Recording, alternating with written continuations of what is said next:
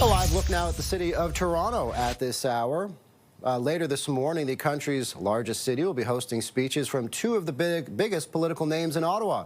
Canada-U.S. Trade Minister Dominic Leblanc and Conservative leader Pierre Poilievre, both focused on relations with the United States.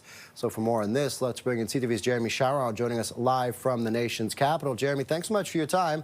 Conservative leader Pierre Poilievre is speaking to the Economic Club this morning, again focused on trade and the economy, while Dominic Leblanc is speaking to the Canadian Club. What more do we know about what the two of them will be talking about?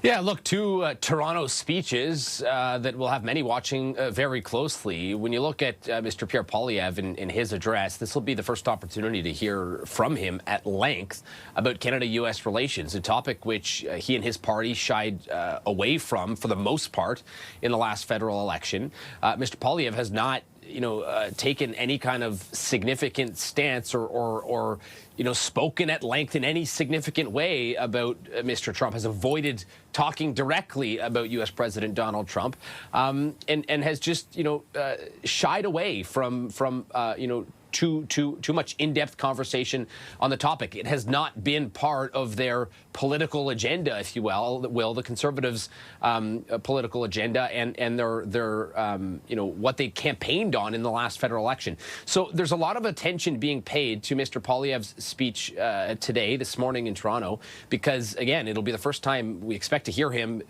address a room at length on a topic at which we've not heard much from him on in Canada-U.S. relations. Many are pointing to whether or not he will, offer up something new today, and whether this could be the beginning of a shift in terms of political strategy by Mr. Poilievre and the Conservatives to more clearly address the concerns that U.S. President Donald Trump poses, and shed some light on their party's position on a topic that the Liberals have been very keen to talk about over and over again. And so, there's a lot of attention being paid to what Mr. Poilievre may say or may not say today in Toronto. I think the idea is whether or not we will hear anything new from him today, and we'll learn that in pretty short order. When it comes to Minister Dominic Leblanc, of course, he's the minister in charge of Canada-U.S. trade, and will play a key role in the renegotiations of CUSMA, the review of CUSMA, a mandatory review that is up this year.